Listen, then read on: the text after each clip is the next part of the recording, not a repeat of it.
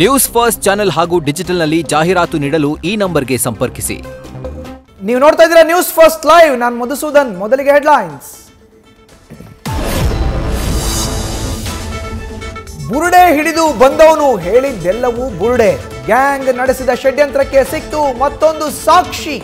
ತನಿಖೆ ಆರಂಭಕ್ಕೆ ಮೊದಲೇ ಮಾಸ್ಕ್ ಮ್ಯಾನ್ ನೀಡಿದ್ದ ಸಂದರ್ಶನದಲ್ಲಿ ಹೇಳಿದ್ದ ಮತ್ತೊಂದು ಸುಳ್ಳಿನ ಕಂತೆ.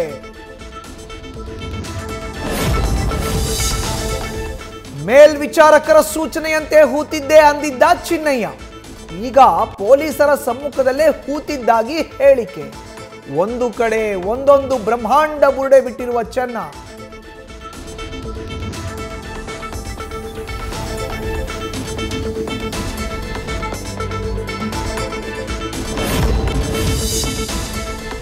ತಾನು ಕೊಟ್ಟ ದೂರಲ್ಲಿ ದಶಕದಿಂದ ಪಾಪ ಪ್ರಜ್ಞೆ ಕಾಡಿತ್ತು ಅಂತ ಉಲ್ಲೇಖ.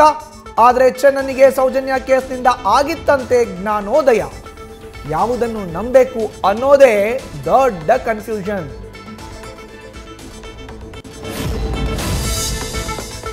ಕಂಪ್ಲೇಂಟ್ ಕೊಟ್ಟಾಗ ಹೇಳಿದ್ದು 100 ಶವ ಹೂತಿದ್ದೆ ಅಂತ. ಸಂದರ್ಶನದಲ್ಲಿ ಹೇಳಿರೋದು 1000ದಿಂದ 1500 ಶವಗಳು ಅಂತ.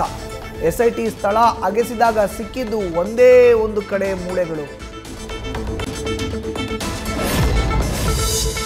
ರಾಷ್ಟ್ರೀಯ ಮಾಧ್ಯಮದಲ್ಲಿ 4-5 ಜನ ಹೂಳೋಕೆ ಬರ್ತಿದ್ರು ಅನ್ನೋ ಹೇಳಿಕೆ. ಆದ್ರೀಗ ಸಿಕ್ಕ ವಿಡಿಯೋದಲ್ಲಿ ತನಗಲ್ಲದೆ ಊತ ಜಾಗ ಯಾರಿಗೂ ಗೊತ್ತಿಲ್ಲ ಅಂದ ಚೆನ್ನ. ಬುರುಡೆ ಕಥೆಯನ್ನ ಕೇಳಿದ್ರೆ ಗಿರ್ರನ್ನತ್ತೆ ತಲೆ.